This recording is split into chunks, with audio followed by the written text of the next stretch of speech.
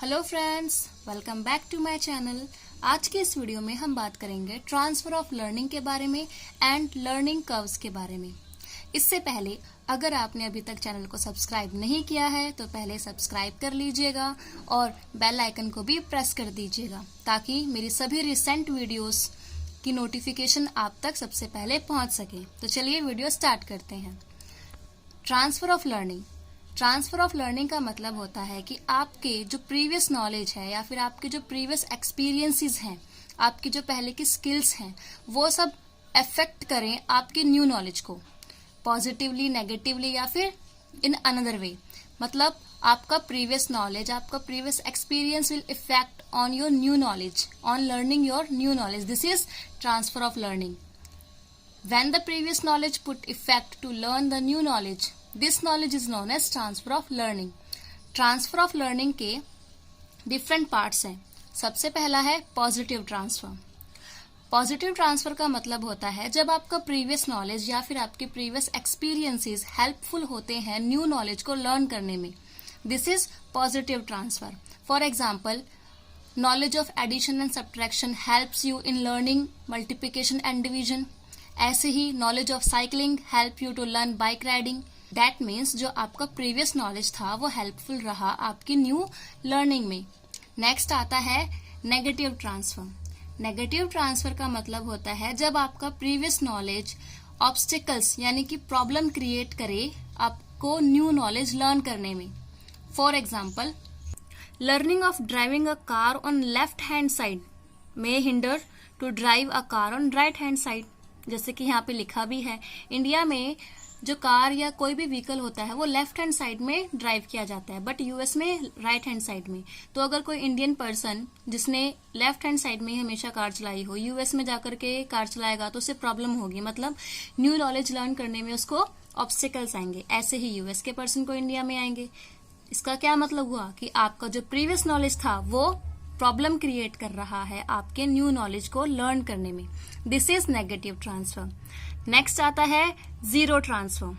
Zero transfer का मतलब होता है कि जब आपका प्रीवियस नॉलेज कोई भी इफेक्ट ना डाले आपके न्यू नॉलेज पे, मतलब जब आप कुछ नया नॉलेज सीखने जा रहे हो उसमें प्रीवियस नॉलेज बिल्कुल भी हेल्पफुल ना हो, बेनिफिशियल ना हो। This is zero transfer. For example, knowledge of singing in cooking. क्या सिंगिंग और कुकिंग का कोई रिलेशन है? नहीं ना। सिंगिंग का नॉलेज कुकिंग के नॉलेज में कुछ भी बेनिफिशियल नहीं है, कुछ भी हेल्पफुल नहीं है। This is zero transfer. Now the next very one is lateral transfer या फिर horizontal transfer. This comes under the types of positive transfer. इसमें क्या होता है कि जो आपका प्रीवियस नॉलेज है वो हेल्प करता है न्यू नॉलेज को लर्न करने में, बट जो न्यू नॉलेज होता है वो सिमिलर होता है आपके प्रीवियस नॉलेज से। For example, knowledge of Hindi language to learn Sanskrit language. This is horizontal. Hindi language का नॉलेज हेल्पफुल रहेगा लर्निंग ऑफ संस्कृत। इसका मतलब है कि यहाँ पे जो आपका न्यू नॉलेज है वो सिमिलर है आपके प्रीवियस नॉलेज से। That means it possesses the same behaviour. Now the next one is vertical transfer. Vertical transfer में क्या होता है, जो आपका प्रीवियस नॉलेज है, जो आपके प्रीवियस एक्सपीरियंसेस हैं वो आपको हेल्पफुल रहेंगे न्यू नॉलेज को लर्न करने में, but that will be of higher level. मतलब जो आपका न्यू नॉलेज होगा वो थोड़ा सा हायर लेवल का होगा। फॉर एग्जाम्पल, जो नॉलेज ऑफ साइकिलिंग था वो हेल्पफुल रहा आपको बाइक सीखने में, लर्निंग ऑफ बाइक राइडिंग। ऐसे ही एक और एग्जाम्पल इसका हो सकता है, जैसे मैथ्स के जो अर्थमेटिक ऑपरेशंस होते हैं वो हेल्पफुल होते हैं हमें आगे की कैलकुलेशंस के लिए, हायर स्टैंडर्ड में हेल्पफुल रहते हैं जब हम डिफरेंट कैलकुलेशंस को या डिफरेंट कॉन्सेप्ट को समझते हैं। The last one is bilateral transfer. अगर लेफ्ट बॉडी पोर्शन हेल्प कर रहा है राइट को या फिर राइट कर रहा है लेफ्ट को, this is bilateral transfer of learning.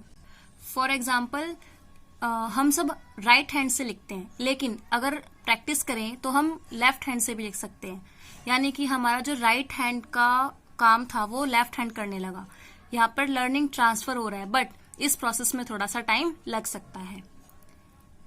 Now चलिए नेक्स्ट टॉपिक के बारे में पढ़ते हैं। This is learning curves. Learning curve का मतलब होता है एक graphical representation between learning quantity and learning effect. कितनी क्वांटिटी में आपकी लर्निंग हुई है और उस पर कितने एफर्ट्स किए गए हैं, इसके बीच में जो ग्राफिकल रिप्रेजेंटेशन होती है, this is known as learning curves. First one is straight line curve. इसका मतलब है कि एक पर्सन कांस्टेंट स्पीड से ही लर्निंग करता है, but this type of curve is hardly seen in teaching learning process. ये बहुत ही मुश्किल होता है देखना टीचिंग लर्निंग प्रोसेस में, बिकॉज कोई भी इंसान कांस्टेंट स्पीड से लर्निंग कर ही नहीं सकता। देखिए यहाँ पे ग्राफिकल रिप्रेजेंटेशन भी बनी हुई है क्वांटिटी एंड एफर्ट्स के बारे में। इस डॉट का मतलब है the gap means that no person have any zero level. किसी का कोई भी जीरो लेवल नहीं होता। जो यहाँ पे गैप बना हुआ है, this very gap, this is known as कि किसी भी पर्सन का जीरो लेवल नहीं होता लर्निंग का, कुछ ना कुछ वो लर्न करता ही है। नाउ जो नेक्स्ट है वो है कन्वेक्स कर्व या फिर कर्व ऑफ डिक्रीजिंग रिटर्न। इसमें क्या होता है, this type of curve is observed when the person learn quickly at the beginning but day by day speed of learning decreases.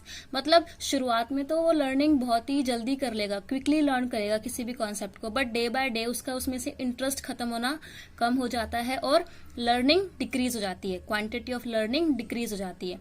मतलब कम एफर्ट्स डालता है तो लर्निंग भी कम होती है। जो ये कर्व होता है ये टीचिंग लर्निंग प्रोसेस में काफी ज्यादा देखा जाता है। Learning plateau are formed in this type of curve, but कुछ टाइम के बाद इसी कर्व के अंदर लर्निंग प्लेट्यूज भी बनने स्टार्ट हो जाते हैं। This is the graph of convex curve. Initially उसने क्विकली लर्निंग स्टार्ट करी, किसी भी पर्सन ने या किसी भी चाइल्ड ने लर्निंग क्विकली स्टार्ट करी, बट उसके बाद धीरे धीरे लर्निंग जो थी वो डिक्रीज होने लगी, बिकॉज जो एफर्ट्स थे वो भी कम होने लगे और कुछ टाइम के बाद वहां पे लर्निंग प्लेट्यूज बनने स्टार्ट हो गई। नाउ लर्निंग प्लेट्यू होता क्या है? लर्निंग प्लेट्यू का मतलब होता है when learning effort do not put any effect on learning quantities. जब आपके जो एफर्ट्स हैं लर्निंग के ऊपर, जो एफर्ट्स आप डाल रहे हो वो आपकी लर्निंग क्वांटिटी पे कोई भी असर नहीं डाल रही, कोई भी इफेक्ट नहीं कर रही, उस टाइम पे लर्निंग प्लेट्यूज बनने स्टार्ट हो जाते हैं। कॉजेज क्या क्या होते हैं लर्निंग प्लेट्यूज के? These are fatigue, any disease, lack of interest, lack of novelty, कुछ नयापन नहीं है आपके लर्निंग में, लैक ऑफ रीइंफोर्समेंट, बच्चा अंदर से रीइंफोर्स नहीं है, मोटिवेटेड नहीं है, या फिर बच्चे में रीडीनेस नहीं है, यानी कि बच्चा एक्टिव नहीं है लर्निंग में, इसलिए वो एफर्ट्स कम डालेगा, और डालेगा भी तो उनका उसकी लर्निंग क्वांटिटी पे कोई फर्क नहीं पड़ेगा, मतलब लर्निंग क्वांटिटीज पे असर नहीं होगा और लर्निंग क्वांटिटीज बढ़ेंगी नहीं। Now next one is concave curve या फिर curve of increasing return. Concave curve में लर्निंग जो होती है वो शुरुआत में स्लोली होती है, मतलब धीरे धीरे लर्निंग स्टार्ट होती है, but day by day learning की स्पीड बढ़ती जाती है। इस टाइप का कर्व भी टीचिंग लर्निंग प्रोसेस में रेयरली ही देखा जाता है। यहाँ पे इसका ग्राफ भी आपको समझाया गया है। इनिशियली लर्निंग धीरे धीरे और बाद में डे बाय डे इंक्रीज हो रही है। Now the last one is mixed curve या फिर curve of S shape. This type of curve is observed when the person learn sometime slow और समटाइम फास्ट, यानी कि लर्निंग जो होती है वो कभी धीरे कभी जल्दी इस तरीके से होती है। जो ये कर्व होता है ये भी टीचिंग लर्निंग प्रोसेस में हार्डली ही सीन किया जाता है, मतलब हार्डली ही इस कर्व को भी ऑब्जर्व किया जाता है। तो ये था हमारे transfer of learning and learning curves. अगर आपको वीडियो पसंद आई हो तो please like, share and comment and also channel को सब्सक्राइब करना मत भूलिएगा। Thank you for watching.